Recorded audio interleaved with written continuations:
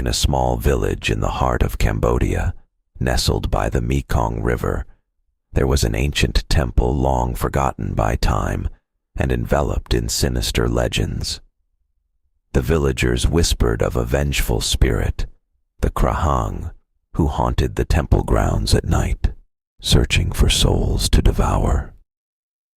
Srey, a young and curious local, was skeptical of these tales.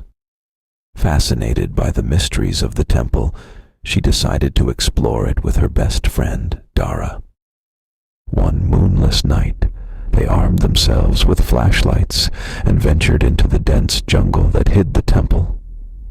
The temple loomed ahead, its stone structure crumbling but still majestic, entwined with roots and vines. The air was thick with the scent of damp earth and decay.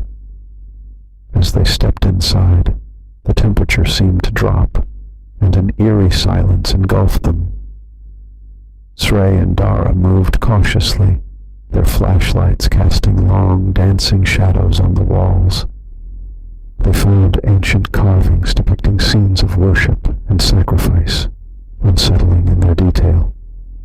Suddenly, they heard a faint whisper, like a distant chant, echoing through the corridors. Ignoring Dara's pleas to leave, Srey pressed on, drawn by an inexplicable force. They reached the heart of the temple, a chamber with a large, cracked statue of a deity. At its base, they found a small, weathered chest. Srey knelt to open it, revealing a collection of old, brittle scrolls. As she touched one, a bone-chilling wind swept through the chamber, extinguishing their flashlights. The whispers grew louder, more urgent. The darkness around them seemed to pulse with a life of its own. Panicked, Dara grabbed Srey's arm, urging her to leave, but Srey was entranced by the scroll. She unfurled it, her eyes widening in horror as she read the ancient incantation. The ground beneath them trembled, and a low, guttural growl echoed through the chamber. Out of the shadows emerged the Krahang, its eyes glowing with malevolence, its twisted form hovering menacingly above the ground. Dara screamed, pulling Srey to her feet.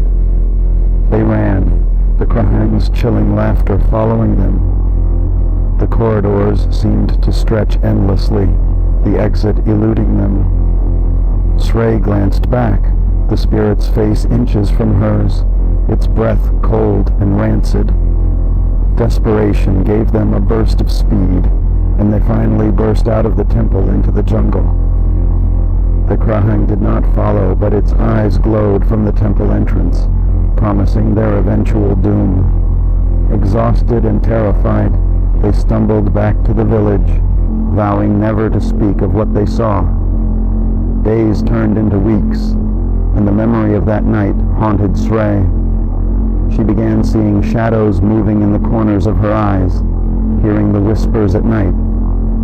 One evening, as she sat by the river, a familiar chill ran down her spine. She turned to see Dara, eyes vacant and face pale, standing by the water's edge. "You shouldn't have read it," Dara whispered, her voice not her own. "It's too late now." The river's calm surface began to ripple, and the Krahang emerged, its grin wider, hungrier. The villagers found Srey's lifeless body by the river the next morning, her face frozen in terror. The temple remains, untouched and feared, its dark secrets waiting for the next curious soul. The whispers of the Krahang continue, a warning carried by the wind. Some mysteries are best left buried,